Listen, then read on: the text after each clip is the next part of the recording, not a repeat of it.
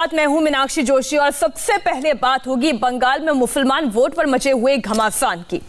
AIMIM की entry से पहले ही ममता बनर्जी और असदुद्दीन ओवैसी में जुबानी जंग तेज हो गई है। ममता बनर्जी ने कल ओवैसी पर बीजेपी से पैसे लेकर अल्पसंख्यक वोट बांटने का आरोप लगाया, तो आज ओवैसी ने उन पर पलटवार कर दिया। ओवैसी ने कहा कि ममता बनर्जी खुद बीजेपी के साथ एनडीए का हिस्सा रह चुकी हैं। उनका अब तक किसी अच्छे मुसलमान से सामना नहीं हुआ है, लेकिन आने वाले चुनाव में हो जाएगा। बीजेपी से पैसे लेने के आरोप पर ओवैसी ने कहा कि ये पूरी तरह से बेबुनियाद है। ममता बौखलाहट में ऐसे बयान दे रही है। उन्हें टीएमसी छोड़कर बीजेपी में शामिल होने वाले नेताओं की चिंता करनी चाहिए। মাইনরিটিসদের ভোট ভাগ করবার জন্য আবার হায়দ্রাবাদের একটা পার্টিকে ধরে এনেছে। সেই পার্টিটা আবার এখানে কয়েক টাকা জোগাড় করে বিজেপি টাকা দেয় আর বিজেপির টাকায় ওরা এটা করে যায়। দেখেছেন আপনারা বিহারের ইলেকশনে প্রমাণিত হয়ে গেছে, অন্যান্য ইলেকশনেও প্রমাণিত হয়েছে। ममता बनर्जी ने अटल बिहारी वाजपेयी बीजेपी की तायद की, वो एनडीए का हिस्सा रही। गुजरात में इतना बड़ा फसाद हुआ। अब ममता बनर्जी अगर ये कह रही हैं तो ममता बनर्जी को अब तक साबिका पड़ा है मीर जाफर और मीर सादिक से। ममता बनर्जी को एक अच्छे मुसलमान से अभी तक साबिका नहीं पड़ा, वो पड़ जाएगा। अगर वो ये कह रही हैं दौलत मिली है, तो भाई असदुद्दीन ओवैसी को कोई इतना बड़ा आदमी पैदा नहीं हुआ दुनिया में जो दौलत की बिना पे खरीद सके। तो ये इनका ये इल्ज़ाम बेबुनियाद है और ये बौखलाहट का शिकार हो चुकी है। ममता बनर्जी को फिक्र करनी चाहिए अपने घर की। इतने लोग उनके बीजेपी में जा रहे हैं, वो उसकी फिक्र करें। वैसे तो बंगाल में टीएमसी की डायरेक्ट फाइट बीजेपी से होने वाली है, लेकिन बंगाल की सियासी जंग में ओवैसी की एंट्री से ममता को अपने कोर वोट के खिसकने का डर सता रहा है। ममता को मुस्लिम वोट बैंक में सेंध लगने का डर है, क्योंकि मुस्लिम वोट टीएमसी का कोर वोट बैंक है। मुस्लिम वोट लेफ्ट से टीएमसी की ओर शिफ्ट हुआ था, जिसकी वजह से ममता 10 साल से मुख्यमंत्री हैं, लेकिन इस बार असदुद्दीन ओवैसी की पार्टी एआईएमआईएम मुस्लिम वोट काट सकती है। मुस्लिम वोट बंटने से बीजेपी को सीधा सीधा फायदा हो सकता है और यही डर ममता बनर्जी को सता रहा है। और यही वजह है कि ममता बनर्जी ने ओवैसी के पीछे बीजेपी का पैसा लगने का आरोप लगा दिया है, जिस पर पलटवार करते हुए ओवैसी ने जो कहा वो आपके सामने रखते हैं कि कोई दौलत उन्हें खरीद नहीं सकती। ममता बनर्जी ने आरोप लगाया कि ओवैसी की पार्टी एआईएमआईएम मुस्लिम वोट बांटेगी। इस पर ओवैसी ने कहा कि ममता का इस बार अच्छे मुसलमान से सामना होगा। ममता ने आरोप लगाया कि ओवैसी को बीजेपी ने भेजा है। इस पर ओवैसी ने जवाब दिया कि ममता को अपने घर की फिक्र करनी चाहिए। आप जानते ही हैं कि बहुत सारे नेता उनसे छिटक रहे हैं, बीजेपी का दामन थाम रहे हैं। ममता बनर्जी ने ओवैसी पर बिहार चुनाव में वोट बांटने का आरोप लगाया, तो ओवैसी ने इसे बिहार का अपमान बताया है। पश्चिम बंगाल में ओवैसी फैक्टर क्या है, आपको वो भी अब समझाते हैं। बिहार में 5 सीटों पर जीत से एआईएमआईएम का जोश हाई है। ऐसे में अब सीमांचल से सटे पश्चिम बंगाल के इलाकों पर उसका फोकस है।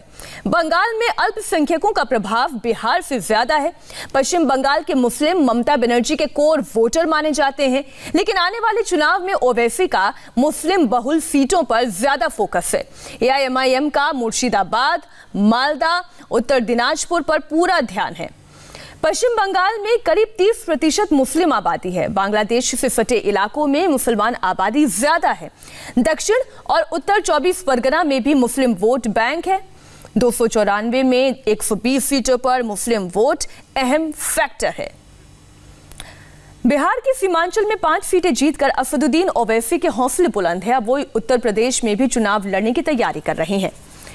कल अरविंद केजरीवाल ने भी 2022 में यूपी में चुनाव लड़ने का ऐलान किया था और आज ओवैसी की पार्टी ने भी यूपी का प्लान बता दिया है।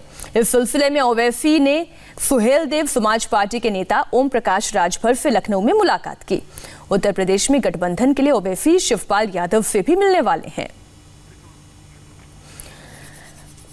तो बंगाल की स्थिति तो आपने देखी, लेकिन अब उत्तर प्रदेश की सियासत पर भी आप एक नजर डालें। असदुद्दीन ओवैसी का ध्यान भी अब उत्तर प्रदेश की तरफ आकर्षित हो रहा है।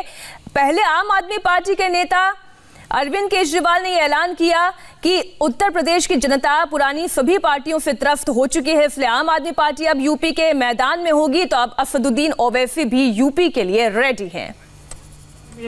आज हमारी बातचीत हुई है और MIM पार्टी जो है भागीदारी संकल्प मोर्चा के साथ रहेगी और इंशाल्लाह जनवरी में प्रोग्राम बनेगा और मीटिंग्स होंगी, क्योंकि पब्लिक मीटिंग्स का तो कोविड की वजह से रिस्ट्रिक्शन है, मगर जनवरी में और भी हम इसको आवाम से मुलाकातें होगी, मीटिंग होगी और यकीनन हम इस सफ़र में सर के साथ हैं और आगे बढ़ेंगे। सर भाई एक बात का तो इकरार करना पड़ेगा कि जनाब शिवपाल साहब उत्तर प्रदेश की राजनीति में एक बहुत बड़ा चेहरा है और उनका बहुत बड़ा तजुर्बा रहा है।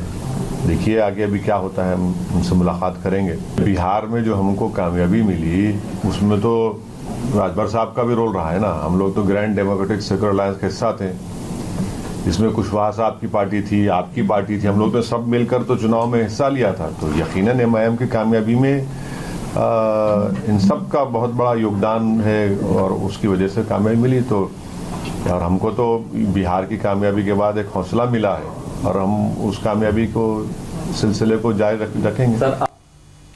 केजरीवाल के बाद ओवैसी ने भी यूपी में चुनाव लड़ने का प्लान। बीजेपी ने इस पर बड़ा हमला बोला है और यूपी सरकार में मंत्री और बीजेपी नेता मोहसिन रजा ने कहा कि अब देश तोड़ने की बात करने वाले सारी पार्टियों को एक प्लेटफॉर्म पर आ जाना चाहिए।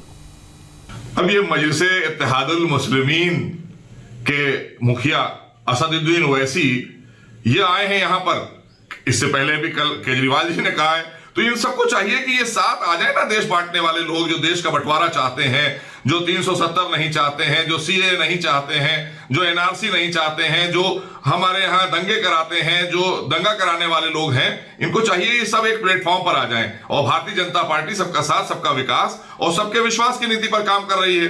130 करोड़ जनता आदरणीय मोदी जी पर विश्वास कर रही है और उत्तर प्रदेश की 24 करोड़ जनता आदरणीय योगी जी के नेतृत्व की सरकार पर विश्वास कर रही है। तो हमें इनके आने से कोई चिंता नहीं, लेकिन कम से कम अब ये हो गया है साफ कि ये देश को तोड़ने वाले लोग सब एक प्लेटफॉर्म पर जा रहे हैं, तुष्टीकरण की राजनीति करने वाले लोग एक प्लेटफॉर्म पर जा रहे हैं, असदुद्दीन ओवैसी के साथ जा रहे हैं। इत्तेहादुल मुस्लिमीन जिनकी पार्टी का नाम है, धर्म की बात करने वाले लोगों के साथ में आप केजरीवाल भी जाएंगे और ओम प्रकाश राजभर भी जाएंगे, अखिलेश जी भी जाएंगे और ममता भी जाएंगी। तो ये सब लोग एक साथ हैं, मुझे पता है कि ये देश तोड़ने ही वाली शक्तियों के साथ जाएंगे। ओवैसी को लेकर उत्तर प्रदेश से बंगाल तक